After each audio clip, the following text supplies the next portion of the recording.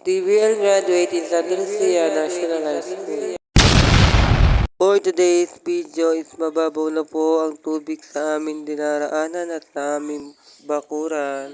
Kung mapapansin nyo ay mababaw na po yung aming tubig at unti-unti na pong lumilitaw yung mga bato at lupa. Papansin nyo ay matulin po ang pag-agos ng tubig at unti-unti na pong nawawala ang tubig baka dito sa aming bakuran. Kung mapapansin nyo ay patuloy po ang pag-agos ng tubig papunta sa sapa. Dire-diretso po ang pag-agos ng tubig galing sa bukid.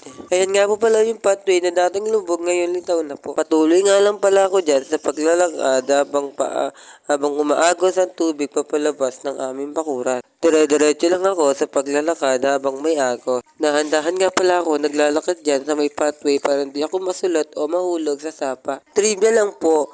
Ang sapa po pala ay isang yaman tubig na nagbibigay supply sa mga sasakahan at sa mga plaisdaan. Mapapansin nyo kanina ay minidyohan ko yung kabilang sapa ay lubog pa rin po sa tubig baha yung kanilang pathway.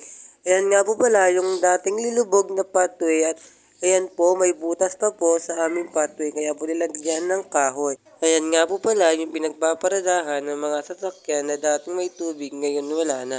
Fast forward ay mamibili na nga po pala ako dyan sa may tindahan ng aming ulam ngayon tanghalian. Noodles po at itlog ang aming ulam ngayon tanghalian. Forward ay pauwi na nga po pala ako dyan sa aming bahay. So ayan po ay naglalakad po ako dyan sa aming pathway.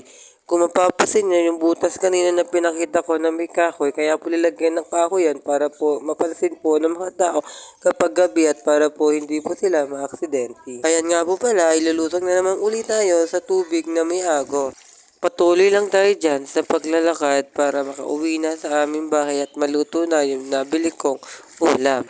Yung dating ipinakita ko sa inyo na nakapormang bahay na lubog, ngayon unti-unti nang nawawalan ng tubig. Hindi nga pala yung butas na lubog, ngayon litaw na kaya hindi na ako mangangambang mahulog. Tuntungan ng dati namin tindahan ay lumitaw na. Kaya hanggang dito na lang ang ating video. Salamat.